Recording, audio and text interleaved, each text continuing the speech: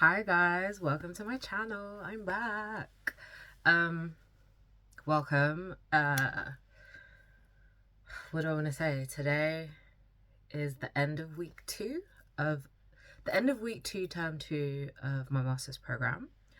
Um, what do I want to say? I am immensely overwhelmed.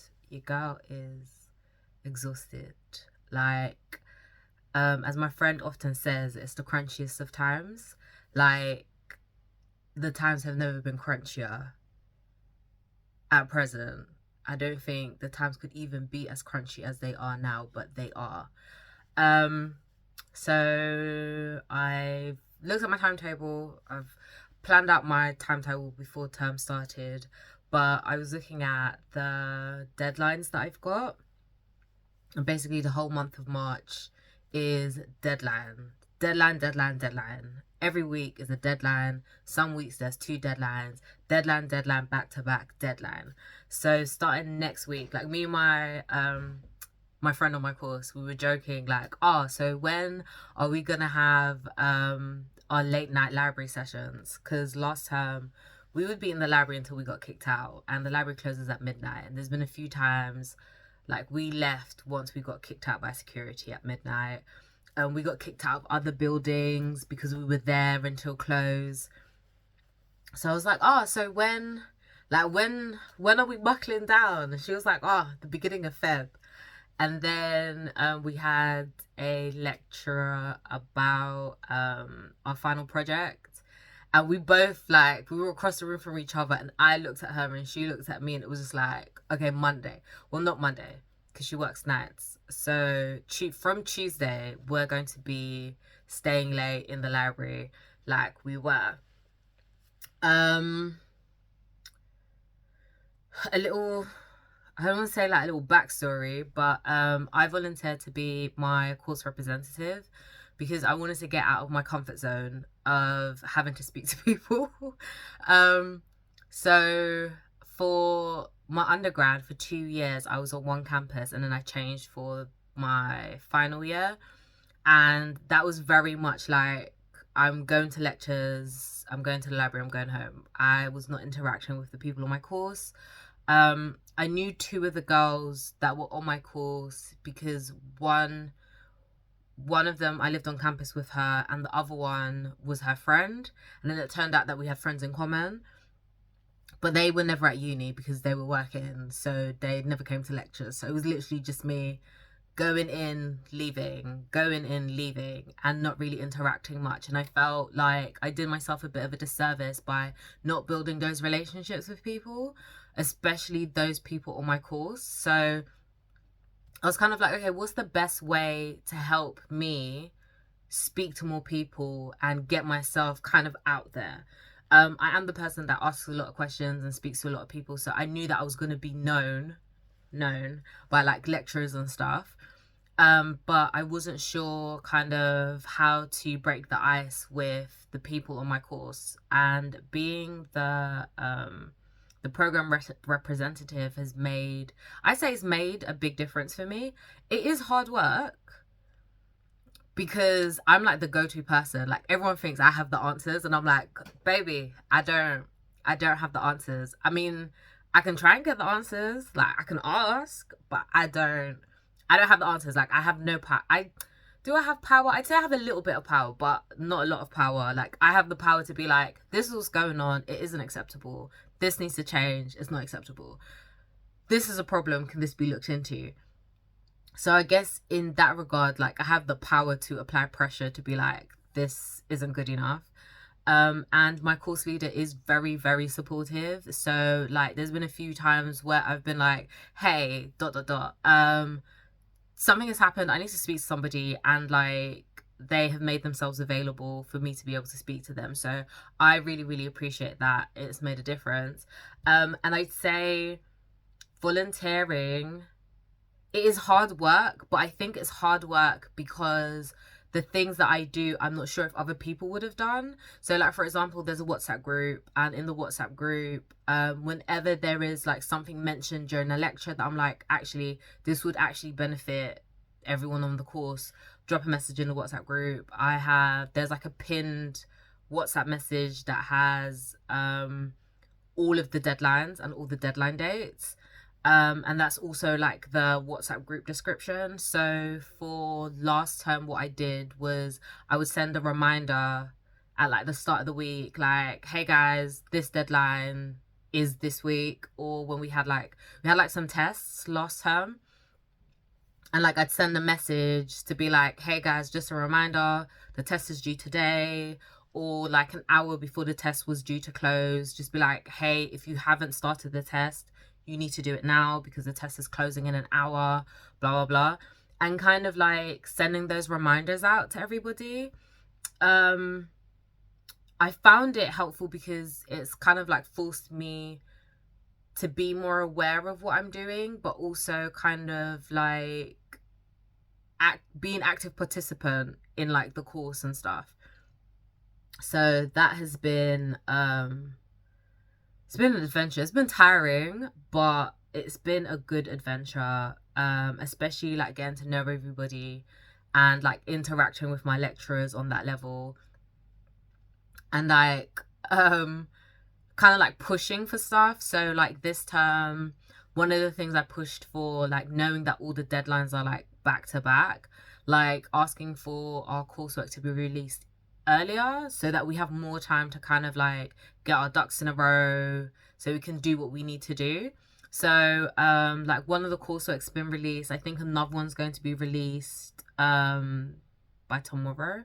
And then for one of the other modules, our lecturers released the case study that's part of the coursework, so we can begin to work on it. So I'm like, okay, cool, that's happened. Now I actually need to fight the ADD urge to do everything last minute, because I cannot afford to do it last minute. I actually need to be on the ball from now. What else did I want to share? The university money system is nonsensical. It doesn't make any sense whatsoever. I think with most things, there isn't enough thought process put behind things. So like, I think maybe it's because I'm neurodiverse and how I take in information and the things that I think about. I often think about the worst case scenario, like what's the worst that could happen, and if the worst was to happen, how would that be dealt with? So like, for example, I have a housing fire plan.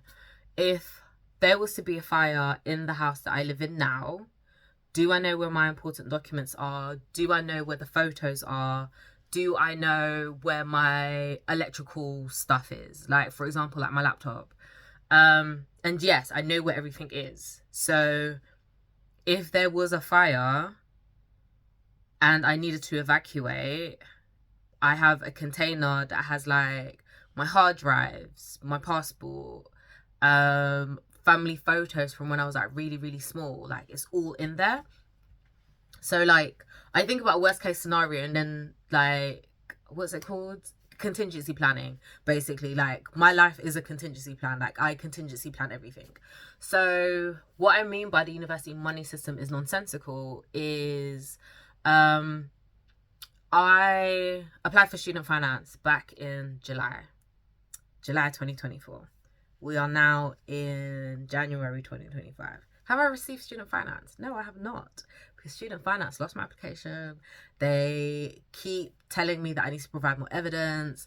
They have more questions. I need to, like, there's so much I've had to do, which I've done, but it's been a waiting game. While this waiting game has been ongoing, I have been, like, the little money that I had saved, because I was made redundant in 2023, right?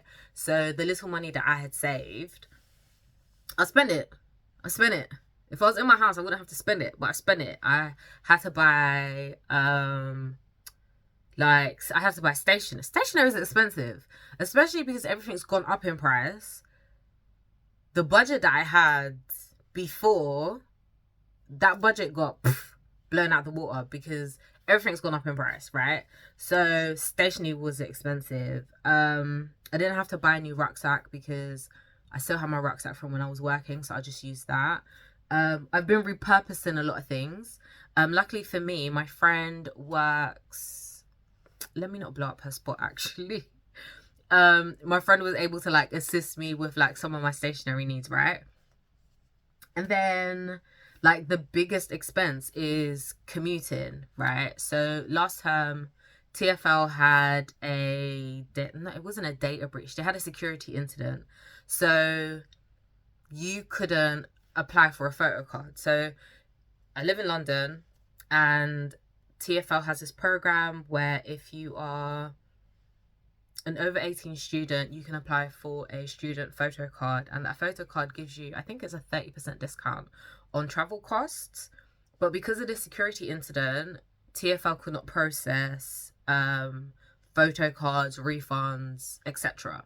So I have been paying adult fare for the train, but for the bus I got half fare because I had a photo card from when I was unemployed, right? So my biggest expense was commuting. So the little money that I had, I spent it on commuting, I spent it on going to the dentist and paying for dental treatment that I still haven't finished. I still haven't finished up my dental treatments. I still have something else that I need to do and pay for, but not working, you know, and I don't trust NHS dentists. If you trust them, fantastic, love that for you. From my personal experience, absolutely the heck not. So yeah, the money was spent anyway. So the university has like a hardship fund, and I was just like, okay, so I have no money. Like I have no money. Like at this point, there's no money. Can I access the hardship fund? And they were like, no, because you haven't received student finance. In order to access the hardship fund, you need to have received student finance. And I'm like, okay, but I've applied for student finance and they still haven't made a decision. So like, And they were like, no. So I was like, oh, can I access the commuting fund? They were like, no, because it's part of the hardship fund and you can't access the hardship fund because you haven't received student finance. And I'm like, are you following where I'm going with this? Like, it doesn't make any sense that someone experiencing hardship cannot access the hardship fund because they haven't received student finance. There should be a fund for if you're in limbo, you know?